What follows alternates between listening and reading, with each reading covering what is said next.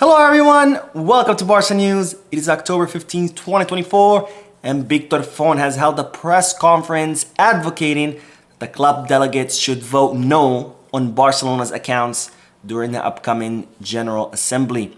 Also, the club have unveiled the poster for the 125th anniversary. And finally, we're going to talk about both Lamine Yamal and Dani Olmo and when they're expected to come back from their injuries. We have a lot to discuss. So let's begin.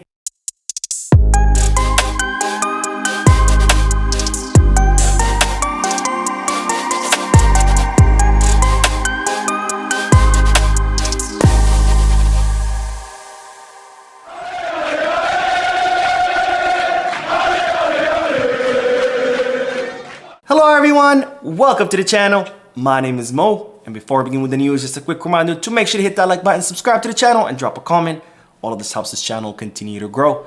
Also, if you are looking for any Barcelona jerseys or merchandise, make sure to hit the Goal Kids, Kickback, or Fanatics. And if you are looking to place any sports bets, make sure to bet us. All links are down below in the description. Now, begin this video with the news that Victor Font has held a press conference advocating that the club delegates should vote no on the Barcelona accounts that will be presented during the General Assembly. Now, as you know, the General Assembly will be held on October 19th, so in 4 days, where Joan Laporta and the Board of Directors will present the club accounts to the club delegates, which include, of course, the past fiscal year, which ran from 2023 until the summer of 2024, and of course, the budget forecast for this current fiscal year, 2024 through 2025. And after the presentation, the club delegates will have to vote on whether to approve these accounts or not.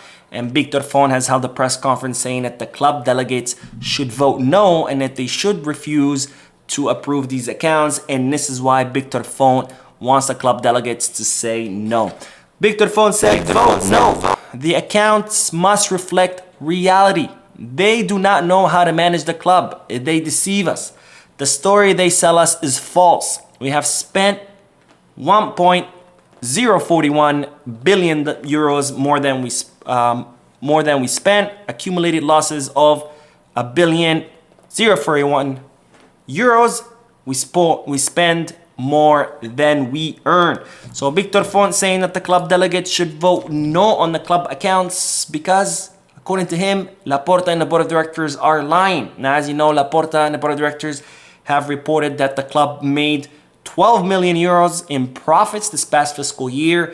They have recorded profits for the first time in the last 8 years. But Victor Font saying that that's a lie, that the club has not recorded profits, that in fact, the club has spent more than what they have earned. And as such, the club delegates should refuse to approve the Barcelona accounts. Now, of course, there's no way for me to say who is telling the truth here, but that's why the General Assembly will be incredibly important, because the results of the auditor will be presented to everyone. Of course, there's an auditor, a third-party accounting firm that has come to the club like every year. They have looked at all the accounts, the receipts, etc. They've done the math, and they're going to present in their report, and that report will contain a truth on whether Barcelona did record profits like Laporta and his Board of Directors are claiming, or whether did the club record losses like Victor Font is saying. Now, that's not the only thing Victor Font addressed during his press conference. He also talked about the increased debt under Joan Laporta, and this is what the former Barcelona candidate had to say. How do we make ends meet? We pulled out the credit card. 1.150 billion euros before Espai Barca, 152 million more, Espai Barca apart. The total debt is 2.4 billion euros of debt. 577 million in the short term and 725 million in the long term, plus the 1.1 billion euros Espai Barca. So Victor Font criticizing that the debt has increased under Joan Laporta, and of course that's natural because it wasn't until this past fiscal year that Barcelona finally recorded profits. For the past previous 8 years, Barcelona have been recording losses, meaning spending more than what they earn. Of course, the longer you spend more than you earn, the bigger your debt gets. So yes, the debt kept growing under Joan Laporta because, of course, you cannot stop your spending right away. For example, there were plenty of players who had contracts who were earning a lot of money that was draining the club's resources. You can't get rid of those contracts overnight, so that's why the debt increased. And of course, Victor Font bringing up the stadium debt. But what's the alternative? To continue with the decrepit Camp Nou that we used to have?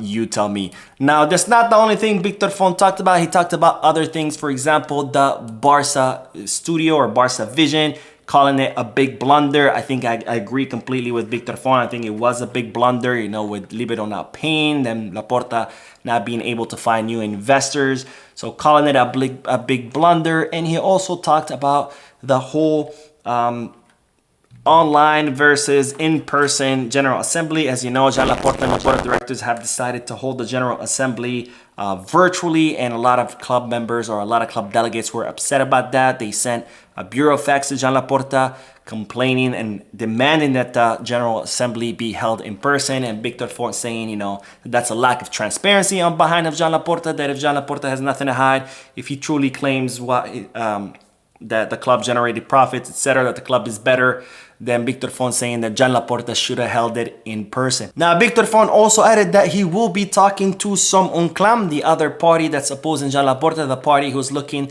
to unite forces with all the candidates looking to oppose Jean Laporta so they can run as a one big block in hopes to defeat Laporta. And Victor Font saying that he will be in communication with him because his priority is to get Jean Laporta out of the presidency. Now, I think Victor Font once again erring the same way he has done in the past, which is complain, but offer zero solutions. Now, if you want to run for the presidency, Victor Font, of course, you're free to do so. That's your right. But tell us, what's your solution? You can't just complain. I too can sit here and just complain about Laporta all I want. But what are the solutions? What happens when if Laporta leaves and you're the president? Are you just going to keep complaining about what Laporta used to do? Or are you going to implement solutions? If you are, please tell us what they are so people know at least what they're voting for. Now, more news because Barcelona today unveiled the 125th anniversary poster. And this is what it looks like. And no, I am not pranking you. No, it is not April Fool's Day. No, I did not make up this image. This is legit.